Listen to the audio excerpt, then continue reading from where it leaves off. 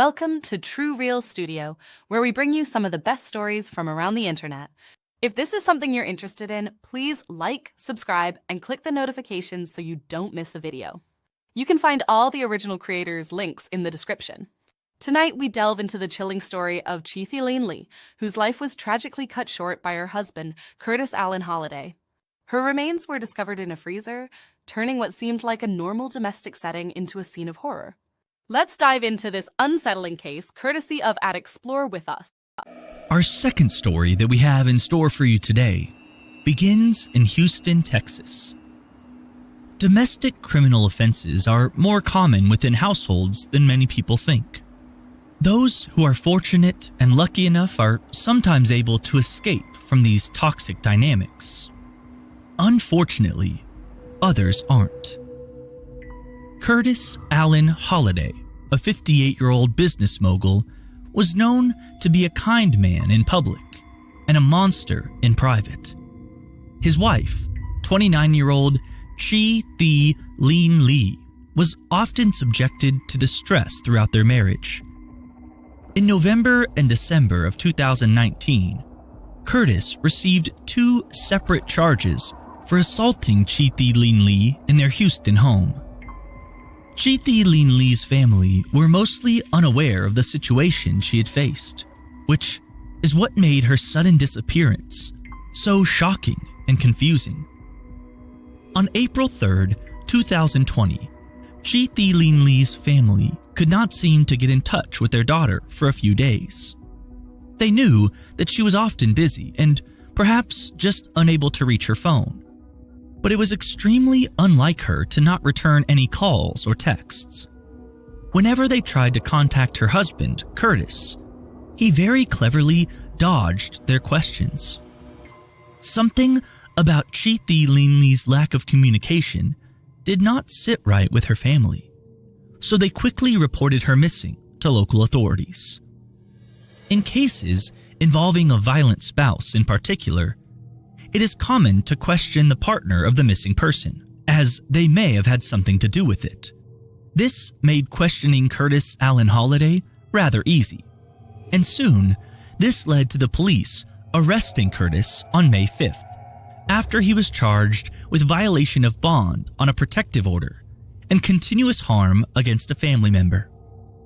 While the police had Curtis in custody, they were able to search the properties that he was associated with. Investigators found nothing particularly interesting at the home Curtis shared with his wife, but everything changed when they began searching elsewhere. The police conducted a search at Curtis's business in the 5800 block of West Sam Houston Parkway North, hoping to find some potential clues as to his wife's whereabouts.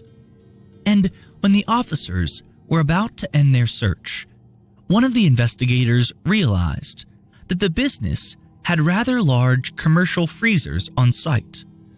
With bated breath, investigators slowly opened one of the business freezers on the property and found the remains of Chimney Lee stuffed inside.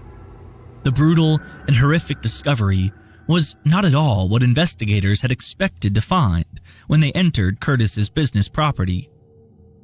Chimney Lee's case was ruled as a homicide, and her husband was later charged with her murder. The next case we have... What a haunting tale to start our journey tonight. The discovery of Cheese remains is a stark reminder of the hidden darkness that can lurk within any home. Now we venture into the mysterious Bear Brook State Park, where barrels containing dismembered bodies were found, revealing a series of unsolved murders. Despite DNA breakthroughs identifying some victims, the shadowy figure behind these heinous acts remains at large. Join us as Mr. Nightmare takes us deeper into this chilling investigation. On November 10th, 1985, a hunter was walking through the dense woods of Bear Brook State Park in Allenstown, New Hampshire. He'd used this route many times before, but this time, something unusual caught his eye. Hidden beneath a pile of leaves and debris was a rusted 55-gallon metal drum. Curious, he walked closer, only to discover the chopped-up remains of two people inside. Authorities were alerted immediately. Later investigation revealed the victims were a young woman and a young girl. Both had been killed by blunt force trauma to the head, then cut into pieces and stuffed into the barrel. Sadly, both bodies were too disfigured to identify. With no leads, the case went cold until the year 2000. A state trooper was revisiting the area where the first barrel was found, hoping to uncover new clues. But instead, he came across something far worse. Another identical 55-gallon barrel, just 150 yards from the first one. Inside were the remains of two more young girls, both between 1 and 4 years old. They had been killed in the same brutal fashion, blunt force trauma, then dismembered. The discovery confirmed that all 4 murders were the work of the same person, but even with this new evidence, the case remained unsolved for another 14 years. Finally, thanks to advanced DNA testing, 3 of the 4 victims were identified. The adult woman was 24-year-old Marlice Elizabeth Honeychurch. The 2 children were her daughters, 7-year-old Mary Vaughn and 11-month-old Sarah McWaters. This identification helped narrow the investigation, but didn't immediately reveal the killer. Eventually, DNA tests pointed to a man named Terry Petter Rasmussen. And you're not a doctor. And both stories have their footage. Maybe she hurt herself, and you're concerned about that getting out, that she's harmed herself. No. Okay. If you're thinking, is she suicidal? Yes. Unbeknownst to the authorities at the time, Rasmussen had already been arrested for the 2002 murder of his wife. He was sentenced to life in prison and died in 2010, long before anyone linked him to the Bear Brook murders. Although the case is technically solved, many questions remain unanswered, and with the killer no longer alive to face justice, the story remains one of the most disturbing and unresolved tragedies ever uncovered in a forest. The Bear Brook murders truly leave us with more questions than answers, a lingering mystery that chills the spine. Next, we delve into the puzzling story of Sherry Peeney. What began as a romantic tale with Keith spiraled into a mysterious abduction and a shocking revelation: her arrest for faking the entire ordeal. This story of deception and betrayal is brought to you by @TheGuiltyCrime.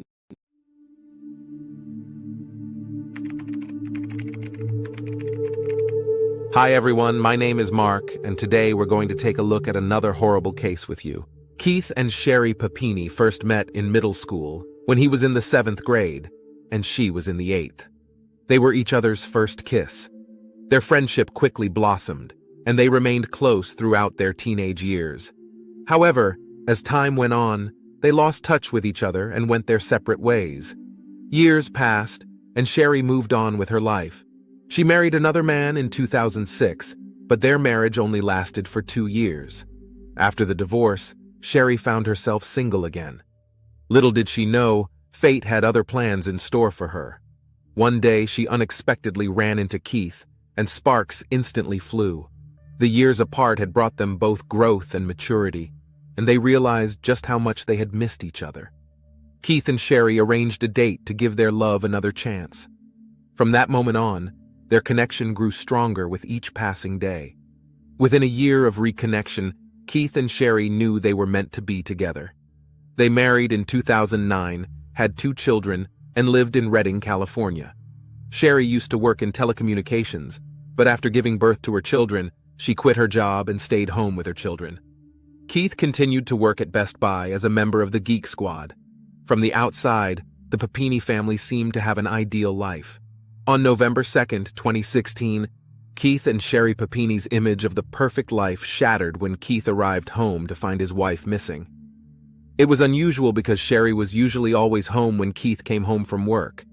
Initially, Keith assumed Sherry had gone on a walk, but he became increasingly worried as time passed, and she never returned. Keith called the daycare center that his children attended to see if Sherry had picked up their children yet. To his surprise, the school secretary informed him that Sherry had not. Keith's concern for Sherry intensified, and he decided to check the Find My iPhone app on his phone. The app revealed that Sherry's phone was located at the end of the driveway. Without hesitation, Keith ran outside and searched the area. To his dismay, he found Sherry's phone lying on the ground with her headphones nearby. Even more unsettling, there were strands of hair entangled in the headphones. After Keith made the disturbing discovery of Sherry's phone and headphones at the end of the driveway, he contacted the authorities with the Shasta County Sheriff's Office. The Sheriff's Office immediately took Sherry's disappearance seriously and involved the FBI from the start of the ensuing investigation. Keith was determined to bring attention to Sherry's disappearance and pleaded for her safe return. Recognizing the importance of getting Sherry's name and face out to the public, Keith spoke to the media, hoping to generate support and assistance in finding her. The media played a significant role in amplifying the story of Sherry's disappearance. Sherry's beauty, blonde hair, and blue-eyed appearance made her case captivating to the public, and news channels eagerly covered every detail. Her perfect life as a devoted wife and mother only added to the intrigue surrounding her sudden disappearance. Once Sherry's disappearance became public news, the Shasta County Sheriff's Office began receiving a large number of tips. However, despite the sheer volume of information called into the police, none of the tips proved productive in the ongoing search for Sherry. As the investigation into Sherry's disappearance continued, investigators focused on examining Sherry's phone for any potential clues. Upon reviewing the contents, they discovered a heated text message exchange between Sherry and her husband, Keith, from a few months prior. This exchange raised suspicions among police, leading them to wonder if Keith could have been involved in Sherry's disappearance. Despite the potential suspicion, Keith proved to be cooperative with the police. He volunteered to take a polygraph test, hoping to help clear his name from any suspicion. Keith passed the polygraph. In addition to the text message exchange between Keith and Sherry, investigators uncovered several texts from men disguised under female names in Sherry's phone.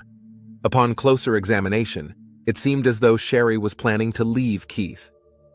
On November 10, 2016, the police tracked down one of the men from Sherry's phone and interviewed him regarding her whereabouts.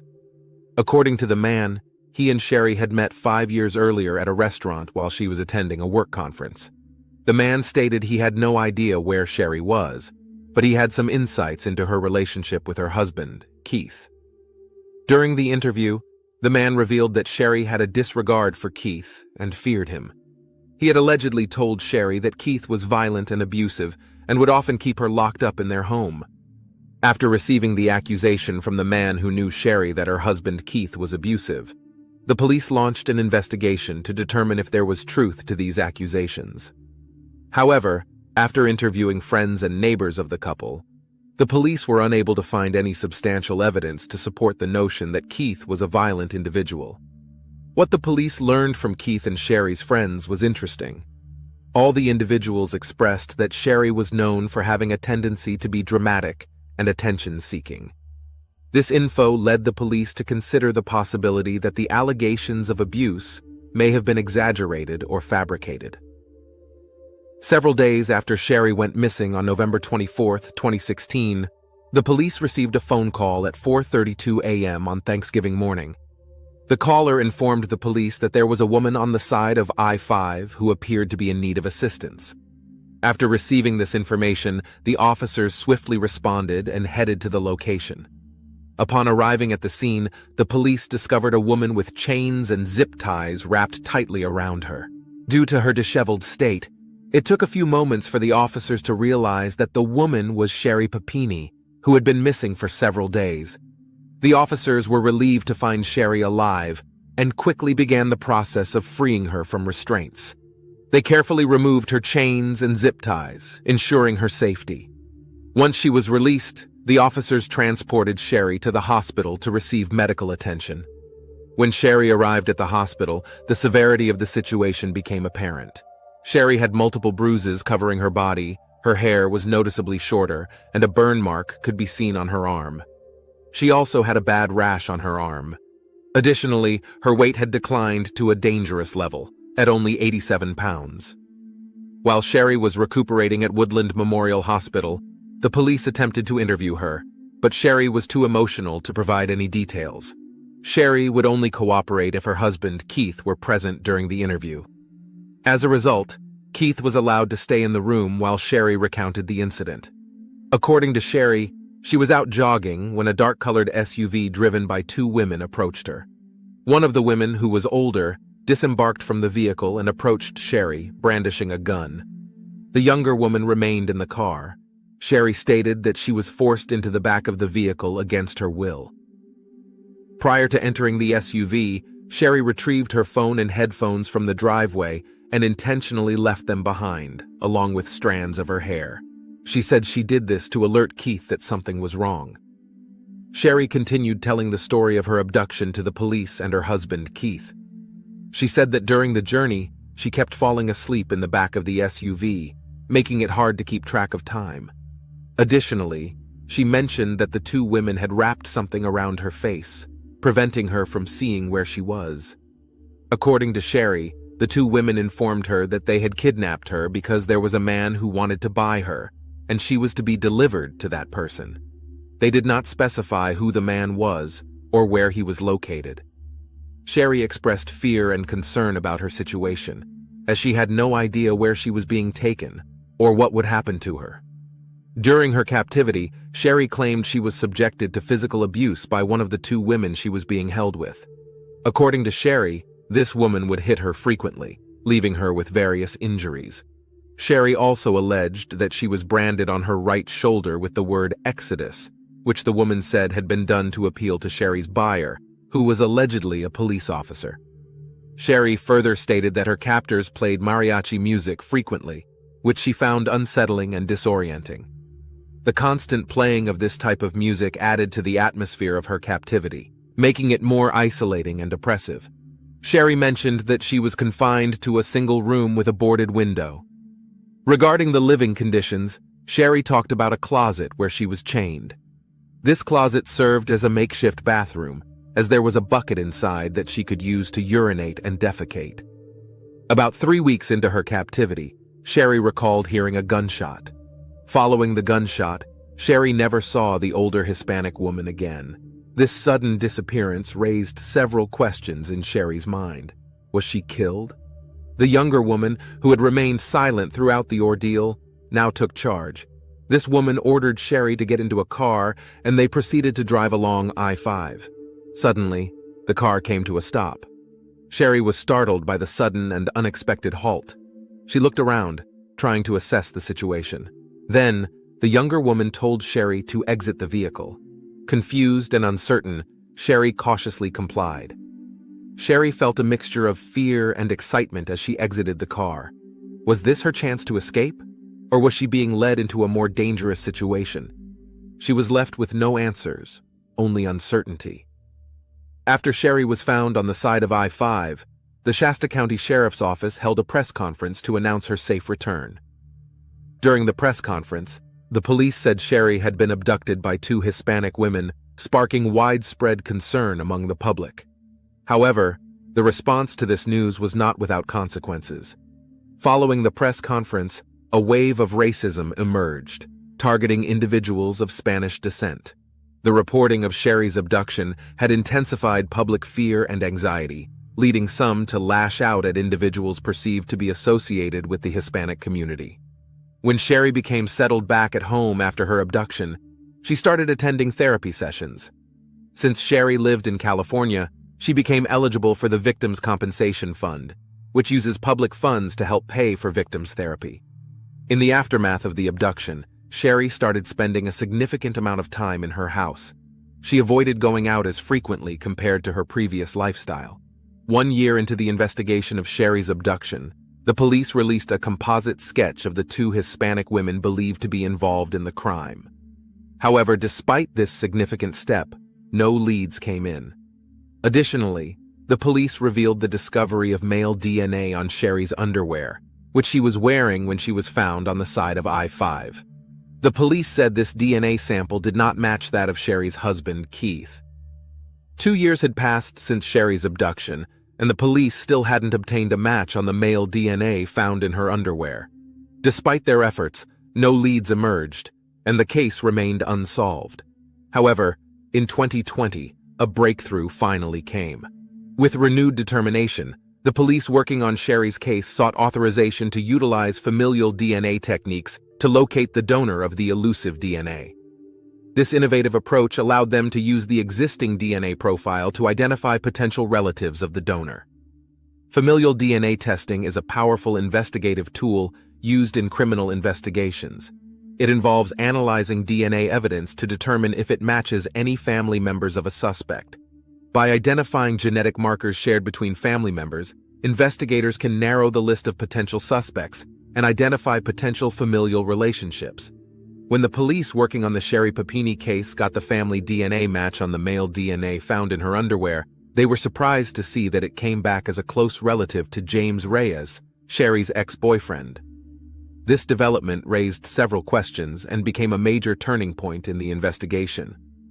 The police wondered if Sherry's ex-boyfriend could have been responsible for her abduction. In June 2020, investigators retrieved a soda bottle from James's trash and took it into the forensic lab for DNA testing. The forensic lab conducted DNA testing on the soda bottle. 1 month later, a lab tech called the police and informed them that James Reyes was a match to the DNA sample discovered in Sherry's underwear on the day she was found. After the police got the DNA match back, they conducted an interview at the Costa Mesa, California, home of James Reyes, a sports shop worker, regarding the case of Sherry, his former girlfriend. James provided a statement to the police, explaining that he had dated Sherry approximately 10 years earlier. He said the last time he saw Sherry was a year after they broke up, but he had heard rumors of her disappearance and subsequent safe return. During the interview, the police asked James if he was responsible for Sherry's kidnapping, and James denied having any involvement in her abduction. However, eventually during the interview with the police, James Reyes admitted to being good friends with Sherry despite their breakup 10 years ago. James said he did play a part in Sherry's disappearance, but he did not kidnap her, but rather was simply helping out a friend in need. According to James, Sherry had reached out to him, stating that she was attempting to escape from her abusive husband, Keith.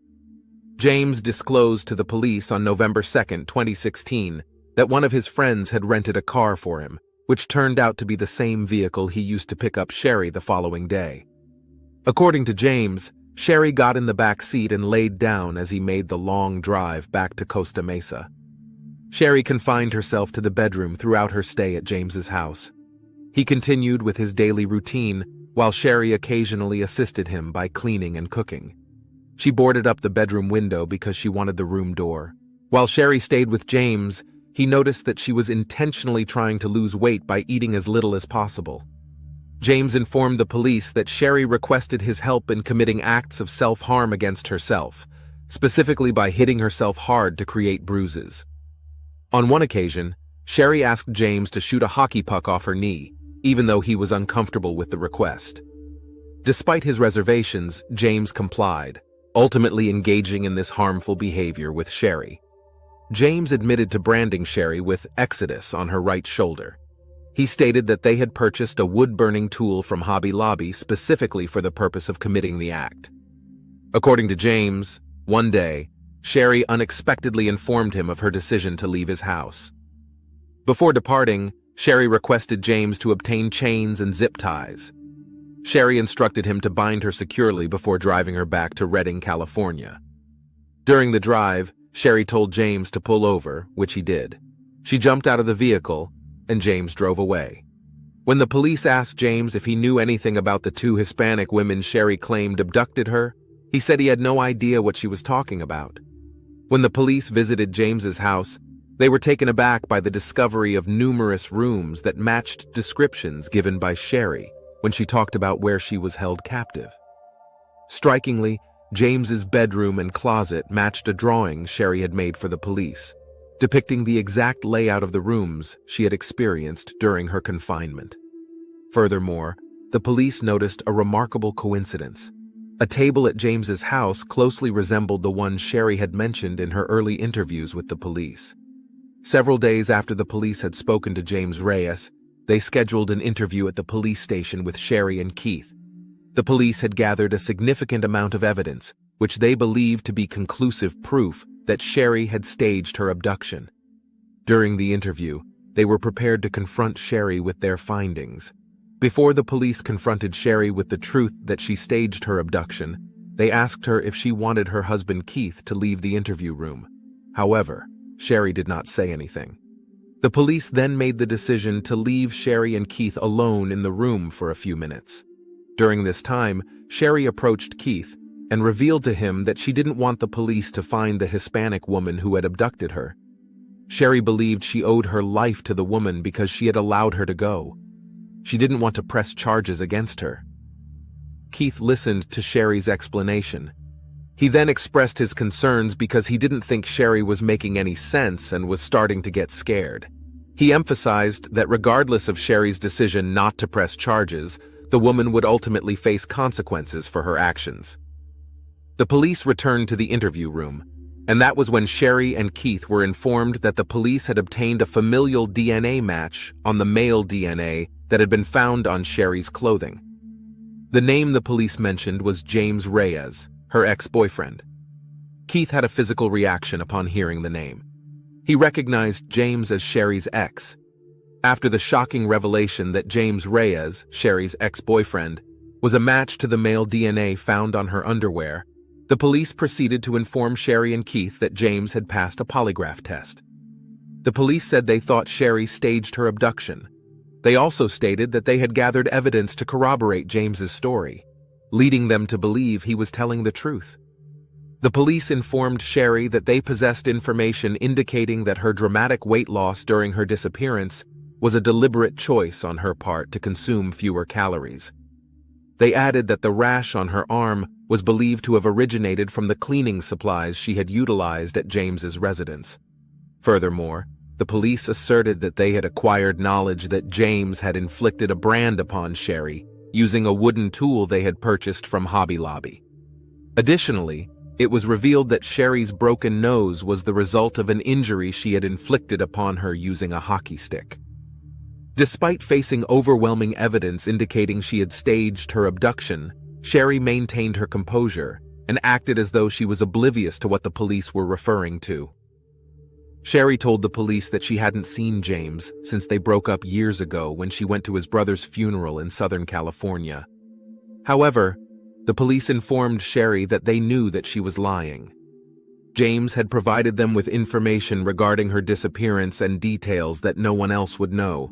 On March 3, 2022, Sherry Papini was arrested by the FBI on charges of lying to federal agents and faking her abduction. 6 weeks after her arrest, she agreed to sign a plea deal with federal prosecutors, admitting that she had orchestrated her kidnapping. Sherry's attorneys had argued that she should receive a sentence of 1 month in prison, followed by 7 months of home custody. However, the state recommended an 18-month sentence.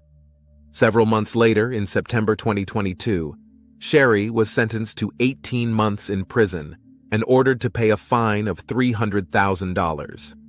However, the judge stated there was little chance she could ever pay back the fine unless she won the lotto. During the sentencing hearing, the judge referred to Sherry as a manipulator and a habitual liar. The judge expressed that he had no doubt that she would have continued to lie if she hadn't been caught. The judge informed Sherry that she needed to be punished in order to deter others from committing copycat crimes. He explained that Sherry had taken advantage of several resources, including victims' funds, Social Security disability payments, and a GoFundMe account established following her alleged kidnapping. Sherry had obtained hundreds of thousands of dollars through these aids. By imposing a punishment on Sherry, the judge aimed to deter other individuals from committing similar crimes. Sherry addressed the court during her sentencing hearing, expressing her remorse and apologizing to the numerous people who had suffered due to her actions. She openly acknowledged her guilt, stating that she was responsible for lying and bringing dishonor upon herself and those around her. In August of 2023, Sherry was granted her release and was placed in a halfway house. Keith and Sherry separated on the day she was arrested in March 2022. A few days after Sherry pled guilty the following month, Keith filed for divorce. He also sued for full custody of their children. Sherry Peeney's story is a twisted reminder of how truth can be stranger than fiction. Moving on, we unravel the tragic case of Brooke Wilberger, whose disappearance in Corvallis sparked a massive search operation. The investigation uncovered the presence of a predatory killer lurking among us. At Northern Crimes guides us through the dark truths revealed in this harrowing case.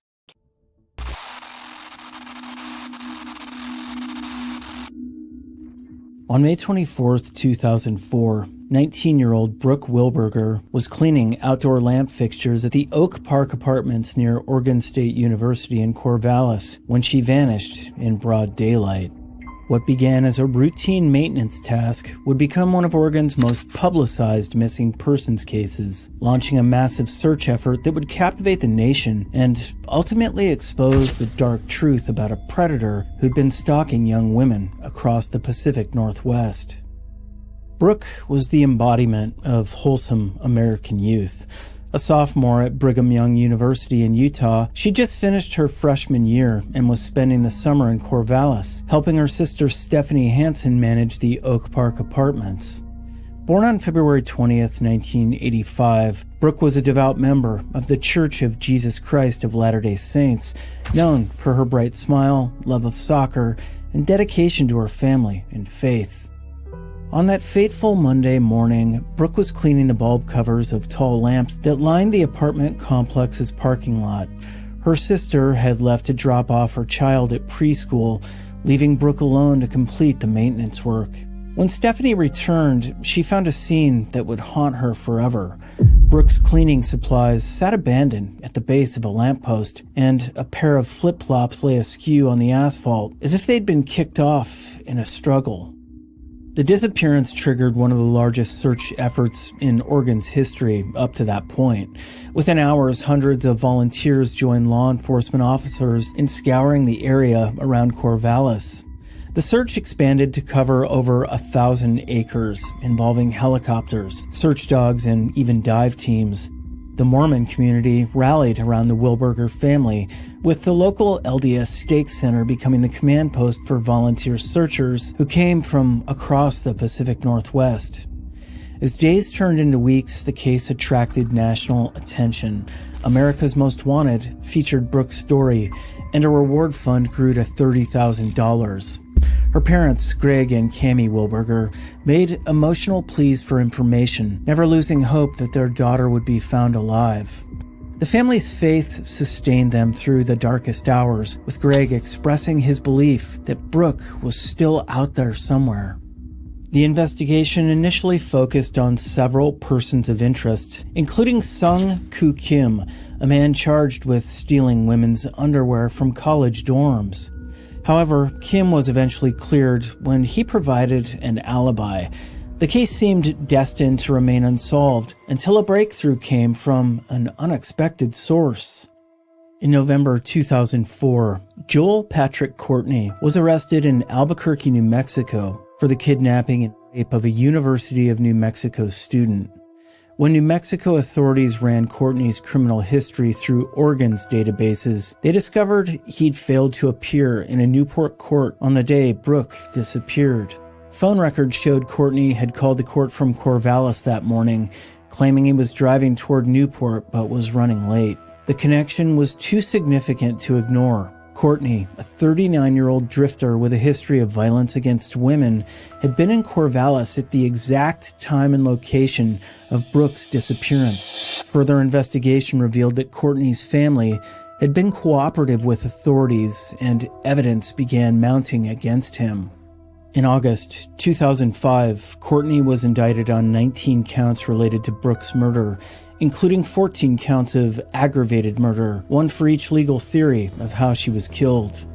The case was built on circumstantial evidence, including the discovery of a green minivan that had been seen driving erratically near Salem on the day of the disappearance.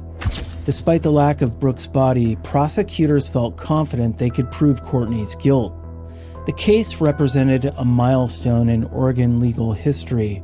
Authorities were prepared to seek the death penalty in a murder case without recovering the victim's remains. In September 2009, facing the possibility of execution, Courtney finally broke his silence. In exchange for a life sentence without parole, he agreed to reveal the location of Brooke's remains.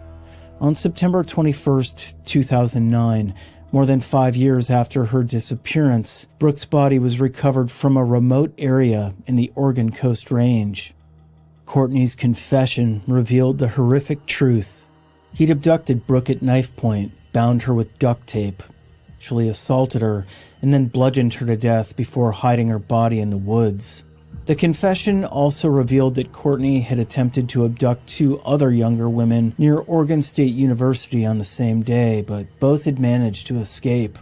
The resolution of Brooke's case brought both closure and heartbreak to her family and the thousands of people who'd searched for her. Her mother, Cammie, expressed gratitude, even to Courtney, for finally telling the truth, demonstrating the remarkable grace that had sustained the family throughout their ordeal. Today, Brooke Wilberger's legacy lives on through the awareness her case brought, to the dangers faced by young women and the importance of community action in times of crisis. Her story remains a testament to the power of hope, faith, and the unbreakable bonds of family love. Brooke Wilberger's case leaves us with a sense of unease about the predators hidden in plain sight.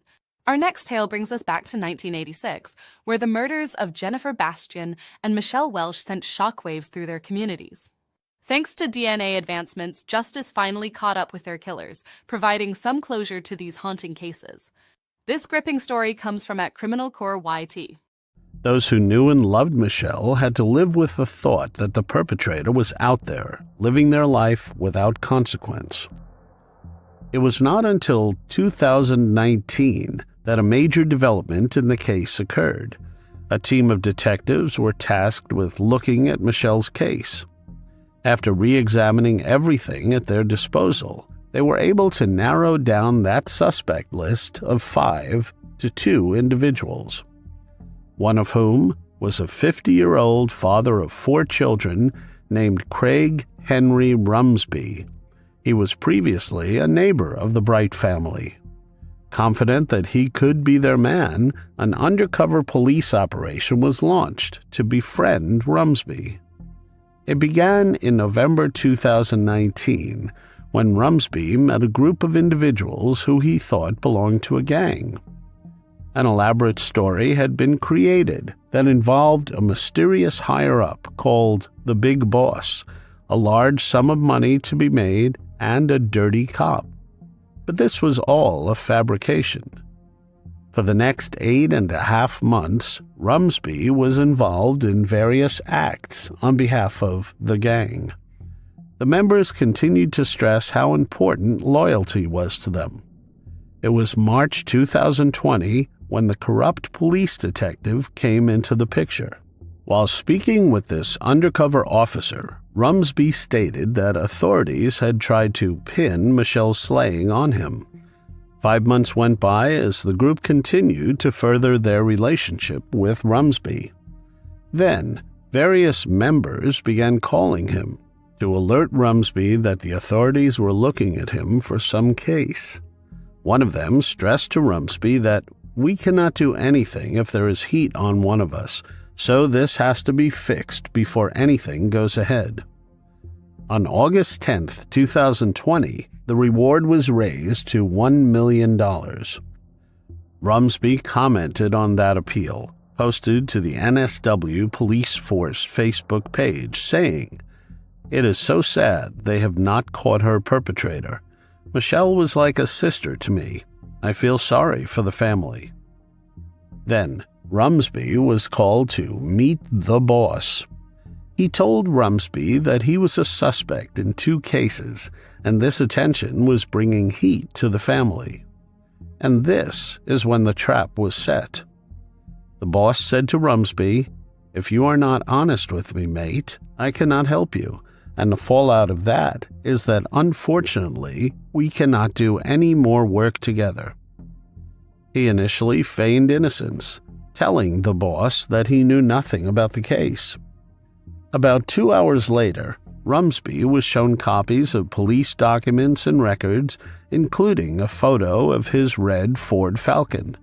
Not long after he moved in 1999, Rumsby was interviewed on the phone by police in relation to Michelle's case. The next day, the red Ford Falcon he owned at the time was destroyed by fire. In a soft but solemn tone, he began offering details to the boss as to how he took Michelle's life. He held his hand over her mouth until she stopped breathing. He said he left his neighbor's home at about 11 p.m. and drove to another friend's house before heading into Gulgong in his red Ford Falcon. He stopped at the post office hotel before dropping in at the commercial hotel to speak with the publican. He revealed he may have left there and walked in a certain direction, but claimed to have no further memory of what happened in relation to Michelle. The boss suggested it might help if his associates took Rumsby to Gulgong to jog his memory. Afterwards, they would take him to Mudgee, where a chartered plane would fly him to Ballina that night to hide out. Later that evening, while on Barney's Reef Road in Gulgong, Rumsby detailed dragging Michelle by her hands across the road into the scrub, so no one could find her body. He told the men he did not think he assaulted Michelle, but admitted he pulled her bra down. After he was done, Rumsby said he went home, had a shower, another beer, washed his clothes, and slept. The next day, Craig Rumsby was taken into custody. With the pandemic putting major strain on the court system, it was not until May 2023 that Rumsby was finally brought to trial. After 7 grueling weeks, he was found guilty by the jury. He was sentenced to 32 years imprisonment by Justice Robert Allen Hulme on August 7th. Craig Rumsby will not be eligible for parole for 24 years, meaning he will be 77 years old before he has a chance of getting out. Michelle's case was finally solved thanks to a team of intelligent and dedicated law enforcement officers. They were all committed to bringing her justice. He might have gotten to live 20 years without answering for what he did, but at least Craig Rumsby will likely spend the rest of his natural life behind bars where he belongs. In August 1986, 13-year-old Jennifer Bastian walked out of her Tacoma, Washington home. She hopped on her bicycle and left behind a note to her parents. She wanted to let them know she would be home by dinner time. Jennifer was last sighted at 6 p.m., 30 minutes before she said she would be home. After that, Jennifer was gone. An investigation was launched, and soon her case was thought to be tied to that of another girl. She had gone missing under similar circumstances. Years later, a shocking truth would be revealed that pushed the investigation in a new direction entirely. On August 4th, 1986, Jennifer hopped on her bike at 2:30 p.m. and rode off to get some needed training time. She had an upcoming bike tour of the San Juan Islands she was due to go on soon. Jennifer had a 5-mile loop planned through Point Defiance Park, an area she had cycled often in recent times. Numerous witnesses saw Jennifer at the park that afternoon. Nothing seemed amiss. The last confirmed sighting came in at 6 p.m., and then something happened. Something that made sure that Jennifer could not make it home by 6:30 p.m., like she had promised she would. When Jennifer still was not home by 8:30 p.m., her parents reported her missing. Point Defiance Park was searched thoroughly, as was the surrounding area, but they found no trace of Jennifer. The resolution of Jennifer and Michelle's cases is a testament to the power of persistence and science in solving cold cases. Finally, we explored the tragic murder of Jared Bridekin, a case entangled with complex relationships and potential conspiracies.